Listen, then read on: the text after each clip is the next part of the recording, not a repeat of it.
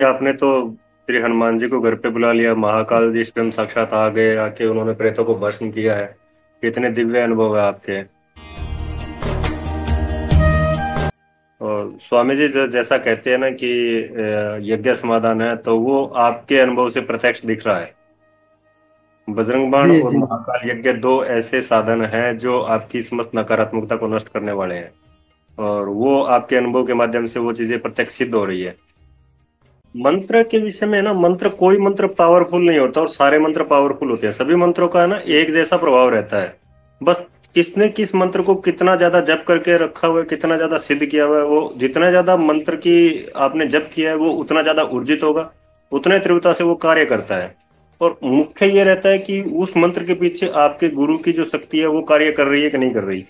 अगर जैसे स्वामी जी है, तो स्वामी जी ने जिस व्यक्ति को मंत्र दीक्षा दिया उसके पीछे स्वामी जी की सारी शक्तियां कार्य करती है, तो वो मंत्र क्या है, तुरंत प्रभाव से वो कार्य करता है। और उससे वो जो चीजें हैं, जो भी आपका संकल्प रहता है वो संकल्प सिद्ध होने लगता है। अगर वो संकल्प आपका शुभ संकल्प है, तो अगर ऐसा तो नहीं है कि आपने मतलब किसी को मारने के लिए अपने मंत्र का प्रयोग किया तो उसमें देवी शक्ति आपकी सहायता करेगी, ऐसा नहीं होता है। लेकिन आपका अगर संकल्प शुभ है, राष्ट्र कल्याण के लिए है, समाज के कल्याण के लिए है, वास्तु राष्ट्र के उत्थान के लिए है, धर्म के उत्थान के लिए है, तो वो आपका संकल्प है वो सिद्ध होगा उसमें, क्योंकि उसके पीछे एक गुरु की शक्ति, उसके पीछे एक महात्मा की शक्ति है, जिन्होंने अपना पूरा जीवन पूरे जीवन का तप है वो उस मंत्र के पीछे उन्होंने लगा रखा है।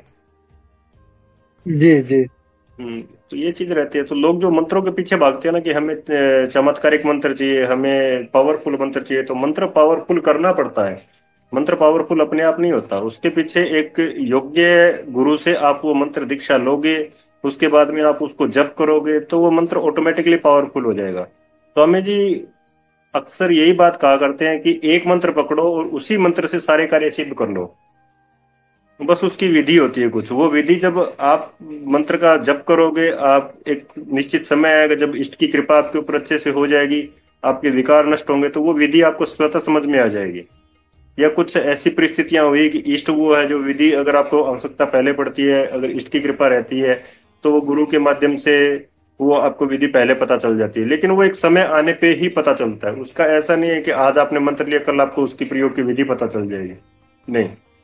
और मनमाने आचरण से कभी कोई मंत्र सिद्ध नहीं होता और कभी किसी मंत्र का पूर्ण फल नहीं मिलता, उसका वो दुर्गति निश्चित है। जी, इंटरनेट ये से तो आप उठाकर सही कोई कह मंत्र पढ़ता है तो वो अपने दुर्गति को बढ़ा वो बुला रहा है, उसमें कोई संदेह नहीं है।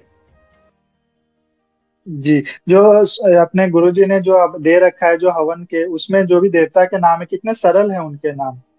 एकदम जबकि सरल नेट में मंत्र है। हाँ, कितने सरल मंत्र हैं, बस उसके आप दो दो चार चार आहुति दिए, वहां पे विधि भी लिखा हो कि किस देवता है कितनी आहुति देनी है, किसी की सात तीन यथाशक्ति। और कितने सरल है, लेकिन वही समाज में कुछ मंत्र को कैसे मतलब थोड़ा भ्रांति करके फैलाते हैं कि इसमें इतने बीज जोड़ दिए, इतने बीज जोड़ दिए, ओम जोड़ दिए, ये जोड़ दिए, वो जो, ताकि इसको बस दिखाने के लिए कि ये मंत्र हनुमान जी का सबसे पावरफुल है, ये मंत्र महाकाल जी का सबसे पावरफुल है। लेकिन वही है ना, जो आप जो स्वामी जी का जो हवन जो आपका दिया हुआ है यज्ञ पद्धति, जो इन्हो आश्रम के वेबसाइट पे जो है, उसमें कितने सारे देवी देवता हैं, जितने भी देवी देवता हम लोग जानते हैं, सारे के सारे देवी देवता हैं और सबके एकदम सरल है। बस उसी से स्वतः ही अगर कोई, जैसे उन्होंने विधि बताया है, उसी विधि और वो संकल्प के साथ अगर कोई स्वतः ही बस आहुति देते जाए ना, उसका चमत्कार वो अपने जीवन में स्वतः ही देख सकता है। अब उसमें कोई संदेह नहीं है। उस संकल्प वो जो मंत्र है, सरल मंत्र है, लेकिन फिर भी वो इतने ज्यादा पावरफुल है, उसके पीछे रहस्य जी यही समझो कि उसके पीछे गुरुदेव की जो संकल्प शक्ति है वो कार्य करती है। उसमें संकल्प स्वामी जी ने बना के दे दिया। अब जी वो जो संकल्प स्वामी जी ने बनाया उसके पीछे जो जितनी भी दैवीय शक्तियां हैं स्वामी जी के जो साधना से जिन्होंने उन्होंने जो अर्जित की है, वो सारी दैवीय शक्तियां उस संकल्प के पीछे कार्य करती है। इसलिए वो सामान्य से दिखने वाले मंत्र भी इतने ज्यादा मतलब तुरंत प्रभाव से वो कार्य करते हैं। अब आपने प्रत्यक्ष अनुभव किया है कि आपने महाकाल जी की आहुतियां दी, वो एक सामान्य सा मंत्र आपको दिखता है देखने में, और आहुतियां देने से आपको हवन कुंड में प्रत्यक्ष स्त्री प्रेत, बालक प्रेत और दूसरे भी प्रेत आपको जलते हुए दिख रहे, भस्म होते हुए दिख रहे हैं आपको। जी तो जी जी हाँ, तो ये समाज को ये समझना पड़ेगा, इसके पीछे ज्यादा मंत्रों के पीछे भागने से और इधर उधर नेट इंटरनेट से या पुस्तकों से मंत्र सर्च करके उनका जप करने से वो ना तो कुछ उनको प्राप्त होना है, बल्कि वो अपना नुकसान कर कर बैठते हैं। क्योंकि कोई भी मंत्र होता है उसके पीछे एक ऊर्जा रहती है, और जब हम उस मंत्र को जपते हैं तो वो ऊर्जा जब ऊर्ध्वगामी होती है, तो उस ऊर्जा को संभालने के लिए पीछे गुरु शक्ति होनी चाहिए। अब पीछे गुरु शक्ति है नहीं, आपने मंत्र जप लिया, उसकी ऊर्जा ऊर्ध्वगामी हुई, आपके अंदर वो सामर्थ्य नहीं कि आप उस ऊर्जा को सहज पाओ, और उससे आपका चिड़चिड़ापन आएगा, गुस्सा आएगा, आप उल्टी सीधी बातें बकोगे। अगर वो नहीं आया तो कुछ ऊर्जा जो शरीर में असंयमित हो जाएगी, तो आपके शरीर का जो चक्र है वो चक्र बिगाड़ना शुरू कर देगी, या शरीर में कोई दोष उत्पन्न कर देगी, रोग उत्पन्न कर देगी। तो इसीलिए गुरु गुरु के बिना मतलब आध्यात्मिक जीवन है उसकी कल्पना नहीं कर सकते हम। गुरु ही सब कुछ है। ये तो है स्वामी जी, जो अपना तप और जितना भी उनका शास्त्रों के प्रति जो भी है, जो उन ऋषि मुनियों का ज्ञान हमें बताते हैं ना, स्वतः ही बस उनका संकल्प, उनकी तपस्या, जो भी उनकी जीवन भर की तपस्या है, उन्होंने पूरा राष्ट्र कल्याण के लिए लगा दिया है। और तो वही ये कारण है कि हम लोग ये कर सकते हैं। वरना बजरंग बाण तो मुझे नहीं लगता कि कोई 108 तो दूर की बात है, कोई नॉर्मल अगर 10 11 20 भी पाठ कर लेना वो बहुत बड़ी बात मानी जाएगी, अगर वो बिना किसी महापुरुष के संकल्प के, अगर जैसे स्वामी जी का संकल्प उसके पीछे ना रहे। और जैसे आजकल मैं भी देखता हूँ वहाँ पे जो भी अनुभव आते हैं कि सब मतलब बहुत आराम से पढ़ ले, लेकिन पहले पढ़ भी नहीं पाते थे वो चीजें। 11 पाठ पढ़ते पढ़ते ऐसा लगता था शरीर भारी हो गया या ये हो गया।